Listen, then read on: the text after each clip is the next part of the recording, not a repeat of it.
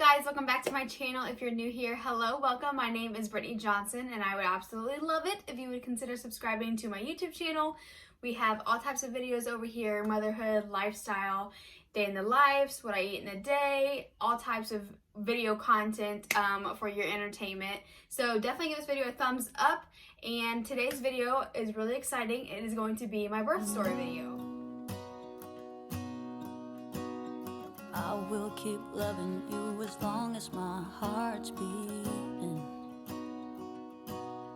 Oh, hold me close, promise you won't let go. So I definitely should have filmed this like a week or two after Everly was born, because we're 7 weeks postpartum now, and I had to go and write like everything down, watch my birth video, or like labor and delivery video, because I couldn't remember like specific details. If you haven't seen our labor and delivery video, you definitely should check it out. I'll leave it up here or here, wherever that iCard is. Definitely go and watch it. It is a really good video. I'm super proud of that video. It's doing actually really well. So check that video out. It is super emotional and just super sweet. But yeah, so let's go ahead and get started with my birth story video. If you are new to my channel, I do have a 5-year-old daughter, and then now a 7-week-old daughter as well. Everly Drew is my newest newborn, and Hayden Marie is my 5-year-old, but this is the birth story on Everly. If you are new to my channel also, you wouldn't know, but I was attempting a VBAC birth. So if you're attempting a VBAC and you're watching this, I want to do a separate video on how to have a successful VBAC, because I would have if some things didn't happen towards the end of my labor, so which I'll get to soon. But I definitely want to do a video on like things that worked positively, or like things that you should think about, just all different types of things that really helped me with my VBAC journey. So give this video a thumbs up, or comment down below if you would be interested in me doing like a specific VBAC attempt video, and just giving you all those details and like helpful tips and tricks on that. But anyway, so my due date was April 16th, and my doctor, I had a C-section with my oldest daughter, so I was attempting a VBAC like I just said. So typically doctors don't like to go super far over their due date, because the risk of a uterine rupture is a lot higher the longer you go, because the lining gets just more and more thin the longer you wait for labor to happen. But I really kind of advocated for myself, and I convinced my doctor to let me go longer than what she was expecting to let me go. So she was expecting to make me to induce me like a week before I was induced eventually. So my due date, like I said, was April 16th, but I got induced on April 21st, so that was a Monday, I believe. So we went in at 6 a.m. Well, travel back at 4 a.m. I woke up to get ready, so I wanted to make sure I showered and I did my hair. I saved my makeup to do at the hospital, because I know there would just be so much like free time, and I figured I would just do it there. So I just did my hair, I showered, did my hair, and then around 4:30 I went and woke up my daughter. If you've watched my video of my labor and delivery, that's like a super sweet moment of me and her, just because, you know, that's my baby girl. And to be honest, I was really worried that I just would not have it in my heart to like love my newborn as much as I've loved Hayden. But if you've ever gone through the same situation, you know that's completely not the case. Once you see that newborn in your arms, you're just like, yep, my heart just doubled in size. You love them just as much as you love your first child, and it's just super special. And I'm like obsessed with Everly. Like, she's just, I love her. She's so sweet. She's my little sweet girl. But anyway, so around 4:30 I woke up Hayden, and then I came in the bedroom to wake up John. It took a little while for him to get up, because it was just super early in the morning, but obviously like I was super pumped, so I was just getting things ready. And then we headed to my parents' house to take Hayden there, because she was going to stay at my parents' house while we were in the hospital. This is during the corona pandemic and everything, so since that was going on, the hospital had the regulations that you were only allowed to have one visitor. So thankfully my husband was allowed to be in the hospital with me. That was one of my biggest fears, when the corona thing happened and I was still pregnant, and I was like, oh my gosh, because New York hospitals had changed their regulations that you couldn't even have your husband you couldn't even have one person in there with you while you're having labor, which is absolutely insane. But thank the Lord, thank you Jesus, John was allowed to be in the hospital with me, but unfortunately Hayden wasn't allowed to meet her sister in the hospital, which I was like longing for, you know, that special moment when she walked into the hospital room and met her and blah blah blah, but it's fine, it worked out just great. So but she stayed at my parents' house during that whole time that me and John and Everly were in the hospital. So we went in and we had to be at the hospital at 6 a.m. So when we got there, we had to get you know, like at the door you had to like, they had to check your temperature and ask you like, you know, those questions like, have you been around someone who's sick in the last blah blah blah, you know, like those questions that they ask you before you can enter the hospital, just to keep everyone safe. So they asked us those questions, and then we got checked in and they brought us up to our room. They also gave us masks to wear. When we got into our room, we immediately were like, do we have to wear these masks the whole time? Because I was like not about wanting to wear the mask the entire time. Especially not like if I was like pushing during labor. I was just like, I could not imagine doing that. But so we asked them, and they just said that they recommend us wearing the mask when the nurses are in the room or like really close to us, but we don't have to if we don't want to.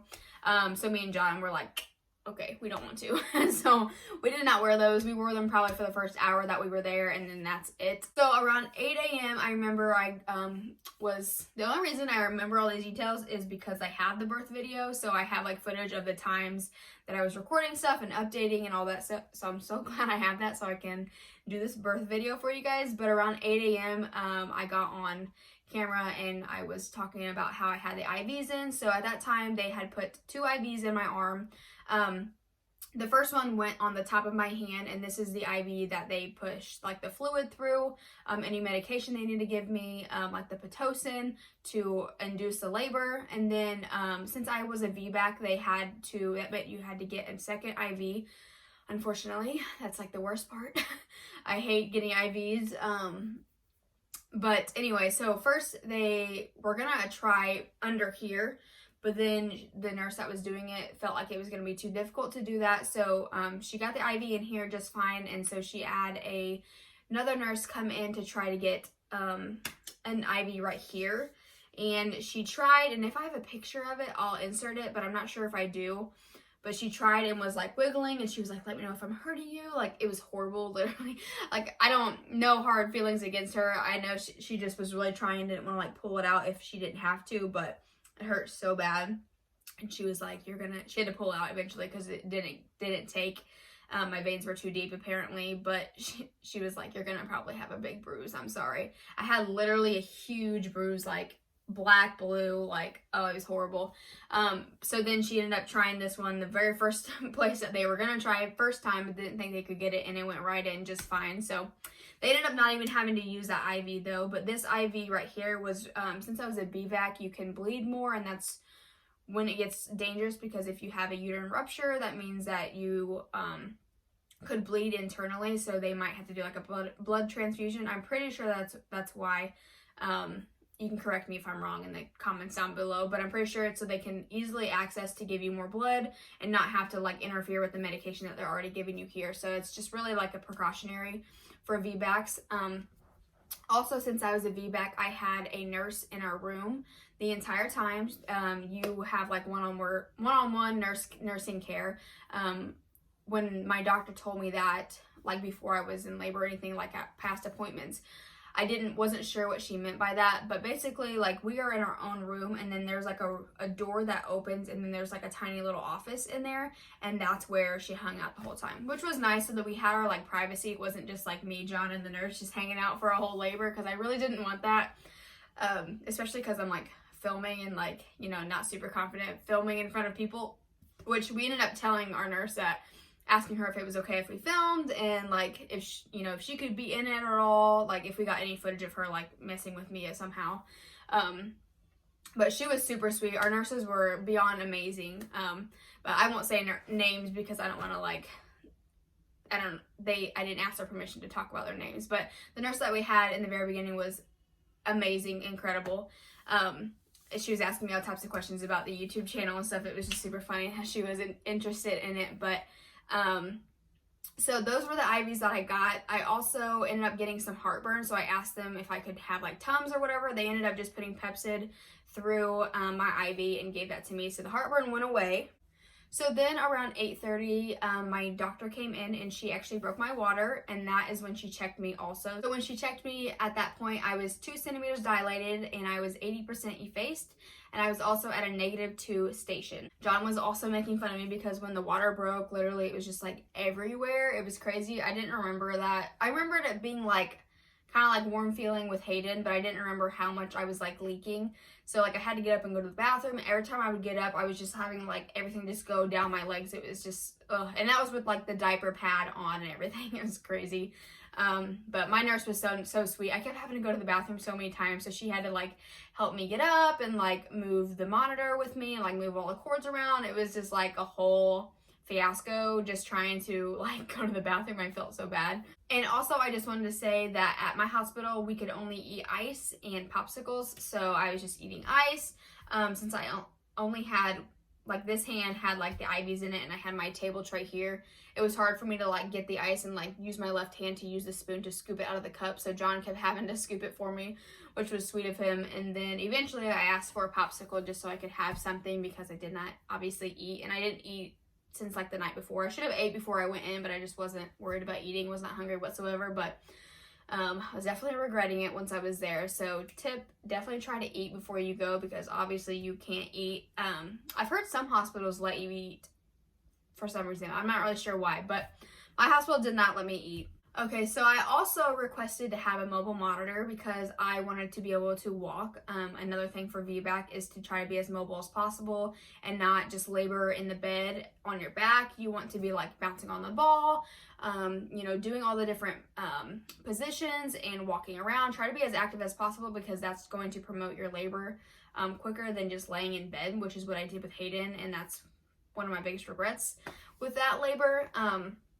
So I immediately asked for the mobile monitor, so she was able to get that for me, and she got me all hooked up. So me and John ended up doing a couple laps around the hallways out there. I think we only did like 3 or 4 laps, and the nurse kept having to track me down in the hallway because my monitor that was like attached to my stomach, it kept moving, and like it was like moving down to where it couldn't feel the baby's heartbeat. And so it was like alerting them saying like, you can't, there's no heartbeat, blah, blah, blah. So they kept having to like move it up and down. So since that was just so much of a hassle, I ended up just going back in the room just because I felt bad. And the nurse kept having to like track me down and like move it around and stuff, which I know is their job, but you know, I'm just that type of person. But, so we ended up going back to the hospital room. And then when we got in there, I ended up just bouncing on the ball for a while, you know, just going back and forth, bouncing on the ball, just trying to get everything moving down and progressing. At that point, they had started the low-dose Pitocin. She upped me to a level 2 Pitocin level. And that's when I was starting to like feel the contractions. Like I could feel them like, oh, that's a contraction. Which was funny because like with Hayden, my mom says that I felt contractions, that she like remembers me saying I was feeling contractions, because this was 5 years ago, so my memory is like not very good with that. I don't know why.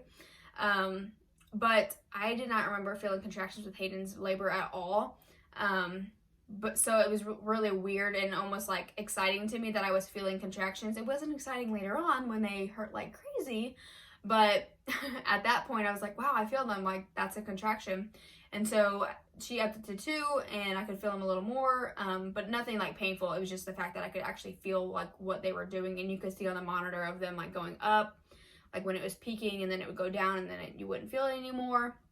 So that was really cool to see. Then around 10:30 is when the doctor came back in and she checked me, and at that point I was actually at 3 centimeters dilated, which was really exciting that I was progressing. And that's when my doctor upped me to a 6 Pitocin. So around 1 o'clock I have footage of me in like a little bit more pain with the contractions, so they were definitely starting to get a lot worse, starting around 1 a.m. or 1 p.m. And once I was starting to feel those, the nurse ended up upping my Pitocin to 10. So she went from 6 and then to 8 and then 10.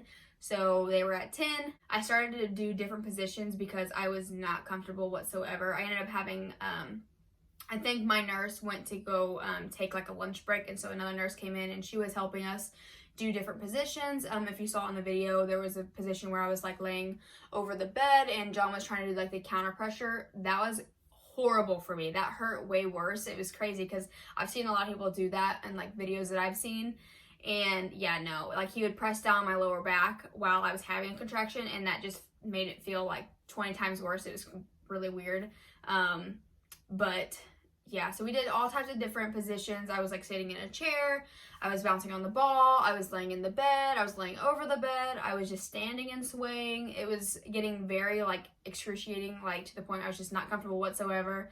It was hurting really, really bad. So from 1 to like 6 p.m. was when like I was dealing with those contractions, and around 6 I was just like, oh my gosh, because I was trying to not have the epidural because attempting a VBAC, getting the epidural can really like slow your labor. I've heard people say like it doesn't slow it, but then majority of the people that talk about it, it says like getting, you know, epidural and pain medication really slows down the progress. So for me, I wanted to try to go as long as possible, and if I could do it without the epidural, that was my goal.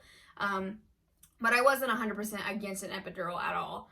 But I just was trying my hardest to be without it. So, but I also did know that when you say I want the epidural, it's not just like an immediate thing. You have to wait till, you know, the anesthesiologist is ready for you. They have to set things up. It could take like a half hour to an hour to 2 hours for them to even get there. So, and I'm someone who, I'm just like very competitive with myself. So I was just like, do I really want this? Can I go without it? Like, you know, I was going back in my head so much, but I eventually was just like, if this is how I feel now, and I was in tears at this point, I was like, if this is how I feel now, and I was still only at like 3 centimeters at this point. Since I was already in so much pain, I just knew that when it came down to having labor, like the worst part of the pain, and I had no epidural, I was not going to enjoy my experience at all. So I was just like, Brittany, you need the epidural. So I was telling John, I was like, please just tell them I want the epidural. I want it now. I was in tears. Like, it was excruciating pain. It was crazy. I could not breathe through anything. I was trying to do all my breathing techniques and nothing was helping. I was trying to stay calm and not get worked up, because I know that once you like are worked up and just like bawling your eyes out, it's just like way worse. So I was never like bawling, but I was definitely like crying tears because I was just like in so much pain. So they requested the guy to come and do the epidural. This is where it gets a little, yeah. I don't like to talk bad about people, so I hope I can articulate this in the best way possible, but our anesthesiologist was not very good. I don't know if he was just not very good at his job, but he was just very hateful to me. So we requested the anesthesiologist, and they were actually in the middle of a shift change, so it took a lot longer than expected. I'm pretty sure it took like almost an hour for him to get there, which the hour kind of went by like quicker than I thought, because I was like, yeah, it took, when I was telling this story like later on after, and John was there with me, and I was like, yeah, it took them like 25 minutes to get there, and John was like, no, it took like an hour, and I was like, oh gosh, like I was just in so much pain, the time must have gone by a little faster than I thought. But so finally when he came, you know, you had to like lean over the bed, and like for them to, you know, put the epidural in your back, and I was having contractions while they were doing it. So I was having contractions while, you know, he was getting me ready, and so contractions were hurting literally so bad. And like, I'll try to like show you guys, but you have to like be sitting on the bed here, and you have to like hunch over like this as much as you can, but the contractions are like the lower there. So literally when I get a contraction, the only thing that helps relieve any type of pain is I have to like lean back and like, you know, stretch out my stomach, which it really didn't do anything, but that's just what my body like immediately like just automatically did. So he kept telling me like to hunch over, and so I was as much as I could, but I couldn't hunch over anymore with my big belly there, and I couldn't hunch over anymore, especially with the pain. And so, you know, first he said, all right, I'm gonna stick you, and he did, and it was just like a shock to me, so I went like that a little bit. And apparently he missed like 3 times, because usually I'm not someone who knows tons about epidurals, but I know it's not like 5 or 6 different shots in your back. It's typically like 2, I'm pretty sure, like 1 for the numbing, and then 1 for the actual epidural. I'm pretty sure. If I'm wrong, you can correct me in the comments down below. But he did that and I jumped up a little, so I must have, like, when I jumped up a little, he must have missed, but he didn't tell me that he was having to do it again. And so he was literally in, John was having to hold my arms down eventually because I couldn't hunch over anymore than the anesthesiologist needed me to. And so he just kept putting the needle in, and he was just doing it in different spots, and like he wasn't telling me what was happening, so he wasn't telling me when it was going to happen. So I just kept like jumping like this, like I was just like flinching because it just hurt really bad, and I just wasn't expecting it, and I was having the contractions the whole time. So he finally got it in apparently, and then when you have to do the tape, this guy, my husband was getting really angry, and I'm surprised that he didn't say anything. He said that if he kept doing what he was doing, he was going to say something, but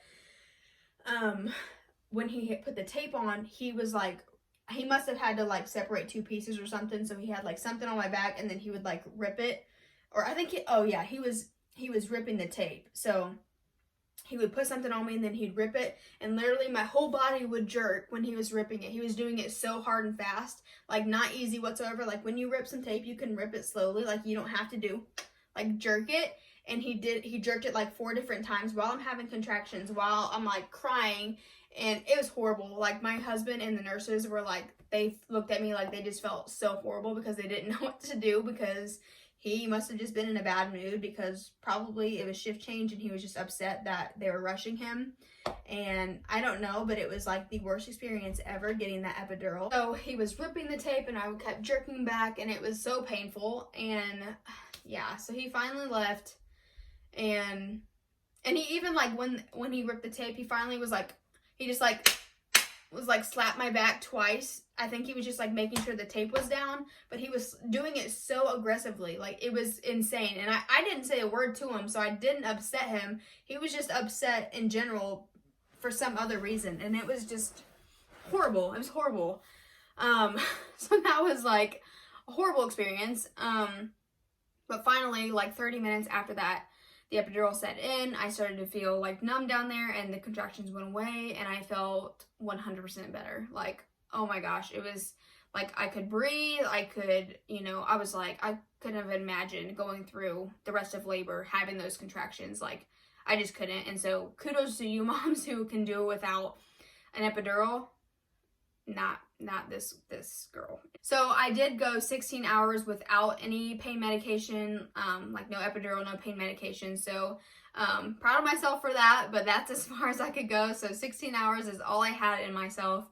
But I was glad I could get the epidural, and it worked, and it was successful with the epidural, no pain there. It was awesome. So then around 10 o'clock, it was like 9:30, 10 o'clock, they noticed that Everly's heart rate was starting to drop when I was having a contraction. So they were putting me in different positions to see if it was because like of how I was, if it was constricting like her, like the blood flow to her. They just weren't sure. So I ended up at one point being on all fours on the bed with a ball like this to try to, and I was just swaying and to try to see if that would help her heart rate. It helped a little bit, but then it didn't really do much. So they got me back on my back, and then they would move me to my left side, my right side, and then they did like the peanut ball also. But the heart rate was still dropping every time that I had a contraction. They actually eventually had to give me oxygen because my oxygen level was going down a lot. So I had an oxygen mask on me, and they were moving me to my left and right every like 10-15 minutes. So this is when it gets a little emotional. So around around 12:30, my doctor actually came in, and she kind of had to break the news to me that she was from her office, she was monitoring my heart rate, the baby's heart rate, for the past hour, and she said that it was dropping every single contraction. And typically when that is happening, it means that the cord is wrapped around the baby's neck, and she just was not willing to go any longer. And she knew how bad I wanted the VBAC. If you don't know what a VBAC is, it's a vaginal birth after cesarean. So once you have a cesarean, it's, your chances of having a natural or a vaginal birth is like less likely, but you can still try and attempt it. And a lot of people do have success doing it. So she knew that my heart was longing to have a VBAC, so you know, it broke her heart to have to tell me that. So when she came in, she told me that she was going to check me, and if I wasn't at a 10 and ready to push at that time, then we were going to have to go move forward with a C-section. So I immediately, like in my mind, was just praying. I was like, please God, let me be at a 10. Please let me be at a point where I can push, you know. So, you know, I lay back and she checks me, and I was at a 7, which was exciting that I was at 7 centimeters, but it was too late to keep waiting because you never know how long it's going to take for me to get the 10 to push. So she just was not comfortable, which is totally understandable. Obviously, the end result, we want baby girl to be as healthy as possible. And so she said that they were going to get everything ready for me to go in to have a C-section. So at this point in the videos, when I get on the camera and I'm just a mess, I'm surprised I even recorded that. I didn't even want to record it because I didn't want to record me crying and like being upset about, I just felt like a failure at that time, but I knew I wasn't a failure. I just, you know, I just wanted to have that vaginal birth of like, you know, the baby coming out and you being able to immediately like hold her, and I didn't want to have to go through the recovery with the C-section that I know it's hard. So John knew that I was obviously super emotional, so he was sitting over on the couch when our doctor was telling me that we were gonna have to do the C-section. He came over immediately and he just wrapped his arms around me because he knew that I was just gonna start bawling, and so obviously I start bawling, and I don't know if it was my nerves, but then I just started to shake, and it was just like slight shakes, but I think it was just like the nerves and just knowing that I was about to have this insane surgery of them cutting me open again. And yeah, it was just crazy. So I was texting my mom, texting everybody who we had been updating to let them know, just to keep us in their prayers that I'm going into a C-section at that time. So, you know, they got me ready, and they got John gowned up, and they had to wheel me into the OR and make sure that the epidural was working before they could allow him back there, because if it wasn't working as well as it should, then they were gonna have to put me out and I would be like asleep during the surgery, and they weren't gonna let him in. So that was another thing I was like so fearful of. I was like, please God, like let this epidural work so they don't have to put me under, because I want to be at least awake and for John to be able to see, you know, the birth of his baby girl. So thank God the epidural was working. They wheeled me in and everything, and so John comes in and they're about to start. At this point, I'm literally shaking so hard. Like my chin, you can see in the video, my chin was just like even like 100 times worse than that. It was just crazy. It just kept like shaking like crazy. My hands were just shaking. Like my hands were like this on the bed. They have to have them like, first they had them tied down, and I told them that because I had like a birth plan, and I said if I was having a C-section, I would request immediate skin to skin afterwards, like because with Hayden they took her and I didn't get to see her for like almost 2 hours after she was born. So I requested immediate skin to skin. I requested that my arms be free, not tied down. I wanted to be able to lift them up and like hold her, or like, you know, just move them around, or just be like free and not be tied down. And then I also requested a window opening to be able to actually see her being pulled out of me.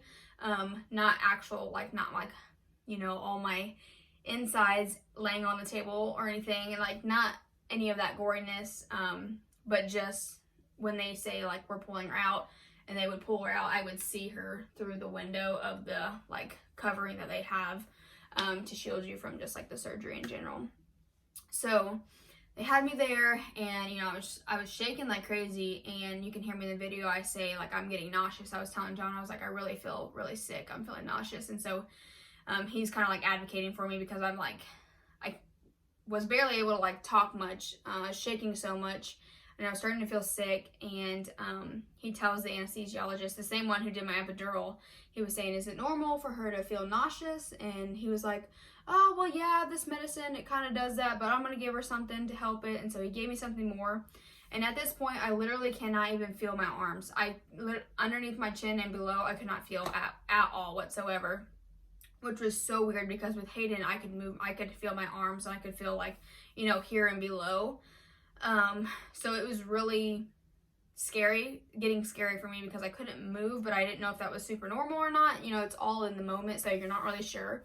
But I was feeling nauseous, and finally it went away with whatever he gave me.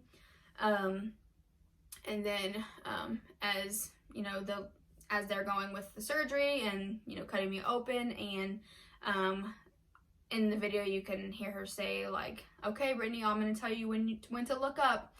And she says, oh, the cord was wrapped around her neck. Apparently, like, they could see her, and so the cord was wrapped around her neck twice. So they unwrapped her, and then they lift her up, and they're like, okay, Brittany, look. And so they lift her up, and, you know, that's when John, you know, looks through the window. He could have seen my insides and everything if he chose to look, but he would never do that, because he gets, like, sick about stuff like that so easily. So no one was looking through the window at all. But so he, you know, went down to look, and I tried to lift my head to look at her, to see her, and I literally couldn't even lift my head up. I couldn't even see her. Like, it still breaks my heart that I still didn't get to see her come up because I was so numb. He put way too much, like, epidural stuff in me, numbing stuff in me, so much medicine and fluid in me. This is what I think. Obviously, I'm not 100% sure, but it really seemed like he kind of messed up, and this is what I've been told from other people, that it was probably him giving me way too much medicine.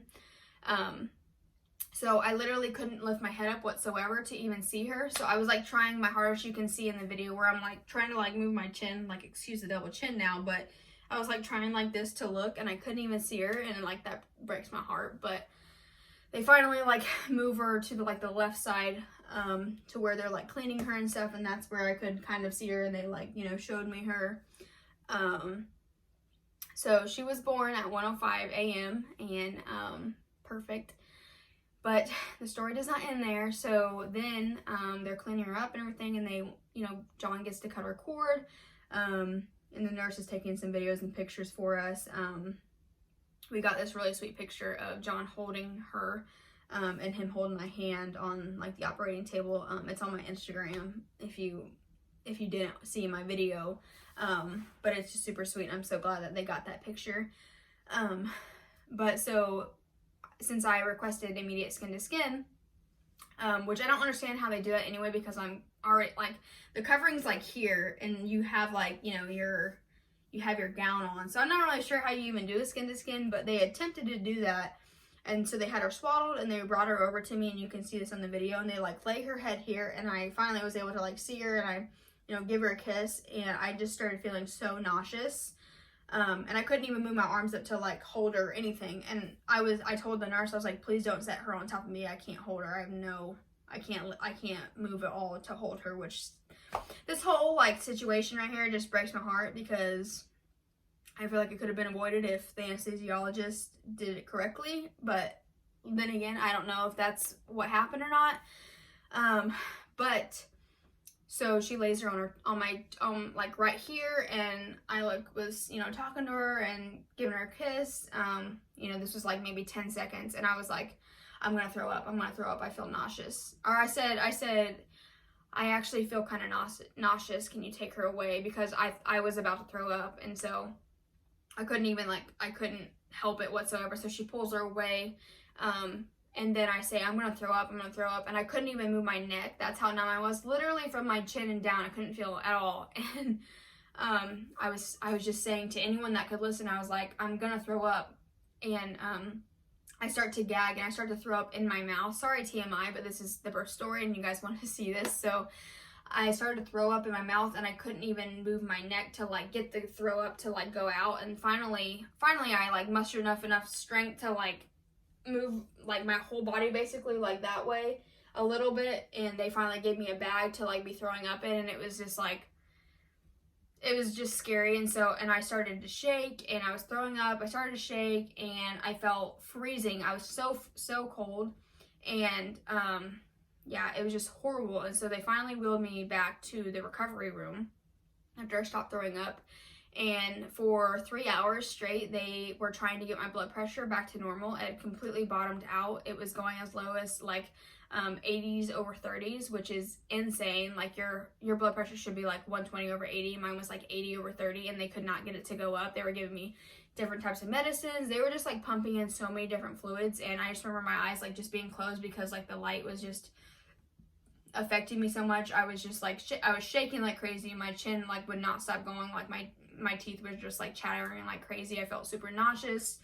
I was just trying to breathe through my nose to just try to relax. But during this time, John just got to hold Everly like the whole time, and just get that bonding time, which I was thankful for him that he was there to help me. But he was so worried about me the whole time. He was just like, you could tell he was holding Everly, but you know, holding on to my hand and asking the nurse tons of questions because he wanted to make sure that he knew what was going on. And he was so sweet. He just kept asking like, what's that for? What's that gonna do? Is this gonna help? Is she okay?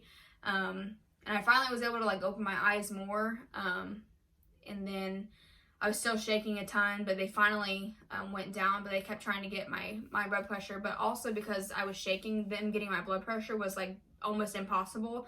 So I would just be like shaking the whole time. I would like try to hold on to something while they were doing it. But they took my blood pressure like probably 60 times in that 2 hours. So yeah, it was a mess. But finally they got my blood pressure up to, I think it was like maybe like 105 over 90 something. So it wasn't great, but it was definitely a lot better. So they felt comfortable enough to move me to our postpartum room. So they finally wheeled me into there, and then they were able to hand me my daughter. It took around 3 hours for me to be able to hold her for the first time, which sucks to think about, but it's in the big scheme, it doesn't really matter. But so finally, when we were in the postpartum room, they wheeled me in there, and I was able to get into the a good position, and they handed me to her around it was around 4 a.m. when they finally were able to hand her to me. So that was awesome. That was you know, that made everything worth it, everything that I was going through. You know, my recovery after that wasn't as bad with like with my blood pressure. I didn't have any issues like that. C-section recovery was just not fun at all. I have a whole video on that if you're interested on like my C-section recovery and like how to get through that and my tips and tricks. I have that video, I'll put it up here. But yeah, that is my birth story. So Everly Drew Johnson was born at 1:05 a.m. on April 22nd, 2020. She is our sweet little baby girl. I'll post a picture of her, what she looks like now.